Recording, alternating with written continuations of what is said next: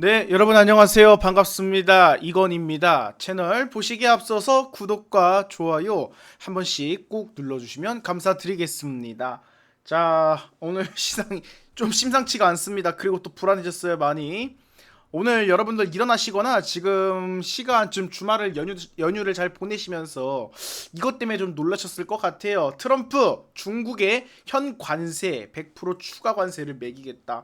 자, 이래서 이제 많은 분들께서 내 돈 어떻게 고민이 좀 크실 것 같아요. 자, 오늘 미국 증시를 보시면 아시겠지만 폭락을 했죠. 안 그래도 지금 이것저것 지금 달러 환율이 지금 급등을 하면서 원화 가치도 지금 굉장히 불안하고, 안 그래도 지금 모든 게 지금 불안한 상황인데 여기에 엎친 데 덮친 격으로 트럼프 대통령이 한 방 매겼습니다. 다우산업 폭락했고 나스닥은 3.5% 정도 폭락을 했고요.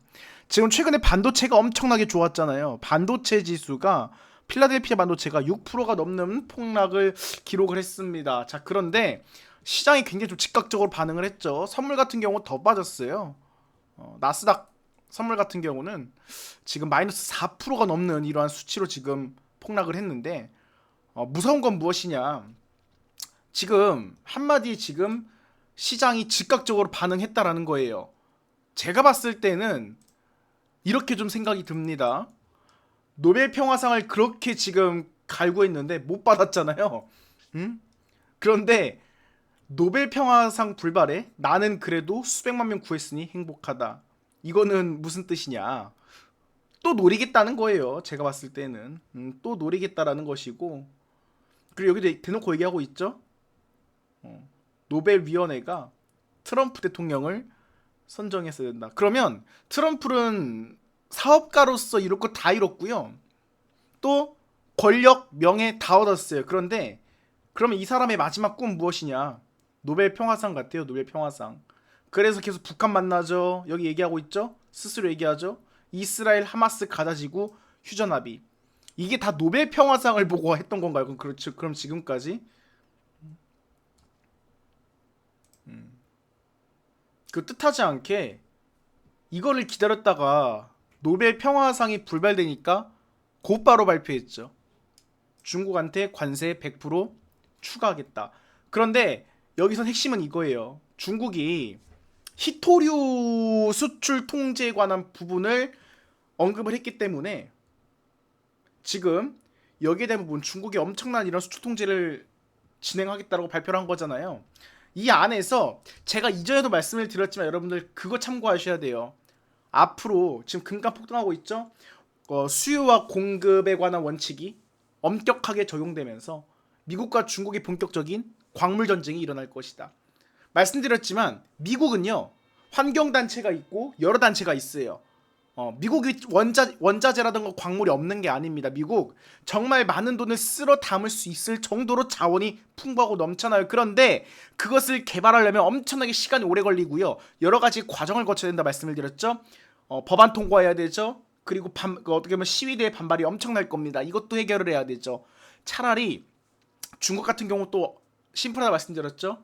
시진핑 주석 한마디면 된다. 그러면 환경 오염이고 뭐건 상관없이 수익성이 될 수 있을 만한 부분은 대부분 다 극대화시킬 수 있는 게 중국의 장점이다. 이게 바로 체제의 장점인 것 같아요. 그래서 그 차이가 있다고 볼 수가 있겠는데 미국이 절대 없는 건 아니라는 점 말씀을 드릴게요. 왜 시장이 즉각 반응을 했느냐? 당연하겠죠. 무역 비용이 지금 폭증하잖아요. 갑자기 100%예요. 100%. 그런데 무서운 건 무엇이냐? 잠시 뒤에 말씀드리겠지만 미국 자국민들도 엄청 힘든 거예요. 그래서 좀 트럼프 대통령이 좀 신중했으면 좋겠는데 너무 지금 공격적으로 감정적으로 이런 국정을 운영하는 듯한 모습을 보이다 보니까 사람들이 오락가락, 그리고 전 세계 많은 사람들도 굉장히 이제는 짜증이 난다는 것이겠죠. 일기를 겪었기 때문에 이기에도 먹히는 게 아니야? 아니에요. 제가 봤을 땐 이미 일기 때 다 겪어보셨죠? 워낙 감정적으로 하루아침에 오락가락하는 사람이기 때문에 미칩니다. 그래서 거기에 대한 어느 정도 대비책은 다 전략이 마련되어 있지 않을까라 말씀을 드리고 싶어요. 그런데 왜 시장이 즉각 반응했냐? 최근에 뭐 AI 거품이다, 뭐 다 어떻게 원자재가 너무 급등을 했다 이런 이야기가 나왔잖아요. 음, 거기에 대한 부분을 어떻게 보면 시장에서 좀 민감하게 반응을 했기 때문에 조금만 터져도 지금은 굉장히 크게 받아들일 수가 있거든요. 그런데 시장이 즉각 반응한 이유는 무역 비용 증가, 기업 비용 상승으로 이어지기 때문이에요. 제가 봤을 때는. 왜냐? 관세 자체가 수입품 가격을 올려가지고 제조업체 원가를 증가시키잖아요. 그럼 자연스럽게 이게 어디로 이어지느냐? 소비자 물가로 이어져요. 기업들은 이익률이 하락될 뿐만 아니라 소비자도 물가가 부담이 되고, 그렇게 된다면 어떻게 되겠죠? 일시적으로 주가가 당연히 하락하겠죠. 특히나 이 글로벌 밸류 체인 의존이 높은 기업들은 치명적입니다. 그리고 공급망이 불안해지고 생산 차질 우려로 이게 이어질 가능성이 있어요.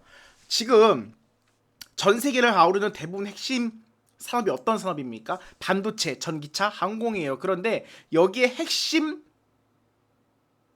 원자재가 무엇이냐? 히토류예요. 히토류 대부분 다 중국에서 난다고 보시면 될 것 같습니다. 그런데 요 히토류가 엄청난 환경 파괴를 한다라고 해요. 그래서 다른 국가들은 대부분 이것을 좀 개발 자체를 좀 주저하는데, 중국은 어때요? 땅덩어리가 워낙 넓고 항상 풍부한 노동력이 존재하다 보니까 이러한 부분들, 이런 광물이라든가 원자재 같은 부분을, 자원을 막대하게 개발을 하고 이것을 즉시 수익화시킬 수 있고 그것을 무기로 쓸 수 있는 카드를 계속해서 가지고 가고 있다라는 겁니다. 그런데 미래의 핵심은 반도체, 전기차, 항공이라고 하는데 이 부품 조달에 직접적 타격을 줄 수 있기 때문에 우려가 빗발치고 있다는 것이겠죠. 그리고 심리적 충격, 리스크 오프가 있다는 것이겠죠. 투자자들의 위험 회피를 촉발해서요, 이런 레버리지 포지션을 청산을 함과 동시에 기술주, 성장주 급락으로 이어져요. 지금 실제로 보시면 어때요? 폭락했잖아요. 다. 핵심을 살펴보면 일단은 주식시장에 대한 영향이 제일 크겠죠. 왜냐? 최근에 분위기 좋았잖아요. 우리 시장 이거 터지기 전에 지금 달러가 지금 1430원에 1430원에 육박했거든요. 분명한 건 올라가면 올라갈수록 우리나라 진짜 위기입니다. 위기인데 지금 외국인들은 엄청난 매수세를 동반하면서 이거 다 받아쳤다라는 거예요. 그리고 삼성전자 시가총액 상위 종목들을 보시면 삼성, SK하이닉스 전례 없는 폭등이 나왔고요. 원전까지도 폭등이 나왔잖아요. 지금 핵심은 무엇이냐? 이 매매 주체가 외국인 기관이 폭발적으로 쓸어담고 있다라는 거예요. 두에밀도 마찬가지고. 이 와중에 찬물을 끼얹으면 여기에 지금 개인들 자금 많이 들어가 있는데, 아시죠? 나스닥이 4% 5% 폭락하면 코스닥 코스피 막 2배 이상 3배 이상 폭락을 해요. 그리고 외국인들이 막 찍어 누르는 거 봐. 엄청나게 자금이 많잖아요. 엄청나게 찍어 누릅니다. 이러한 사태를 겪었기 때문에 다 불안할 수밖에 없는 거예요. 반도체 같은 경우는 특히나 중국 의존도가 높잖아요. 어디가? 소재, 장비, 패키징. 그리고 글로벌 수요도나 우려로 필라델피아 반도체 지수가 대폭 하락한 거예요. 단기 충격이 크겠죠. 그런데 짜증나는 건 무엇이냐? 굉장히 피말려요. 외국인과 기관들은 돈이 많다 보니까 적절하게 대응을 할 수가 있는데, 지금 반도체가 워낙 좋다 보니까 또 여기에 들어가신 분들은 또 여기서 어떻게 되는 거예요? 미치고 환장하는 겁니다. 그런데 내가 팔았어. 그런데 트럼프가 어때요? 에이펙 와봐. 여기서 그동안에 내가 너무 심했다. 또는 아니다. 나는 평화로 안내할 것이다. 그리고 나는 이러한 위기들을 다 이겨낼 것이다. 합의하거나 이것을 조금 완화시킬 만한 뉴스가 나오잖아요. 시간 끌다가 또 쭉 올라갑니다. 그러다가 또 개인들의 자금이 또 붙으면 또 한마디예요. 나 화났다. 가만 안 있겠다. 관세 200% 매겨라. 수출 제한시켜라. 그런데 지금 전 세계 공급망이 이 사람의 한마디 때문에 흔들리기 때문에 다른 이런 여러 이런 국가들도 어떻습니까? 분명히 여기에 대한 대비책을 마련을 했을 거라 생각을 해요. 1기 때 워낙 크게 당했기 때문에. 그리고 수입 의존, 소비 소매, 원자재 부품가 상승하잖아요. 이러한 수입에 의존하는 소비 이런 소매 쪽 같은 경우는 마진 압박에 소비 위축 연계 시 하방 압력이 있을 수밖에 없습니다.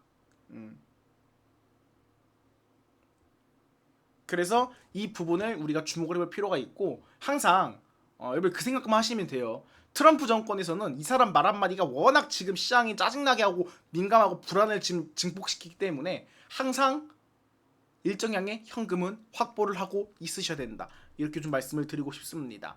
주시장에는 어떻게 보면 저런 영향을 미칠 거고, 물가가 가장 크겠죠. 왜냐? 먹고 살아야 되니까. 관세 수입 가격을 올려갖고 소비자 물가 상승 압력으로 작용합니다. 맞잖아요. 수입하는데 세금을 때려 부어 기업들 이익도 안 남아요. 그러면 이게 고스란히 어디로 이어져요? 자연스럽게 소비자 물가 상승으로 이어진다. 그러면 소비자도 어때요? 부담을 느끼면 소비를 해야 안 해요? 소비를 안 하겠죠. 그러면 경기가 침체가 와요? 안 와요? 침체 온다는 겁니다. 지금 금리 인하한다라 해놓고 이게 지금 생각이 있는 건지 좀 의심이 들어요. 그래서 물가에 미치는 영향을 좀 핵심적으로 말씀을 드리면 단기적 인플이 상승하고요. 중앙은행 금리 유동성 정책 변화로 이어지면서 경기 둔화 리스크의 악순환 가능성이 존재한다라고 말씀을 드리겠습니다. 그리고 원자재 히토리 에너지 이거 정말 중요해요.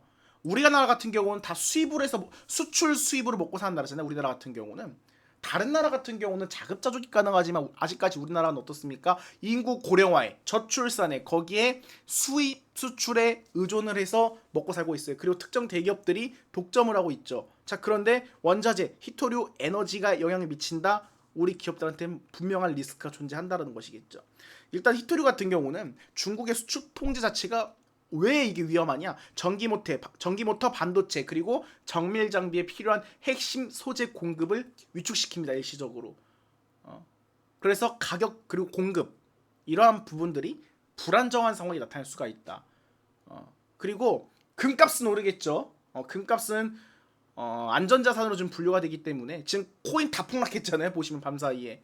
그래서 뭐 금속, 원자재, 구리, 니켈 이런 부분 같은 경우는 단기 급등이 나와요. 공급이 차질이 빚어지면. 맞잖아요. 수요와 공급의 원칙에서 수요는 넘쳐나는데 공급을 줄여버린다? 그러면 물건이 없잖아. 그럼 당연히 가격이 올라간다는 것이겠죠.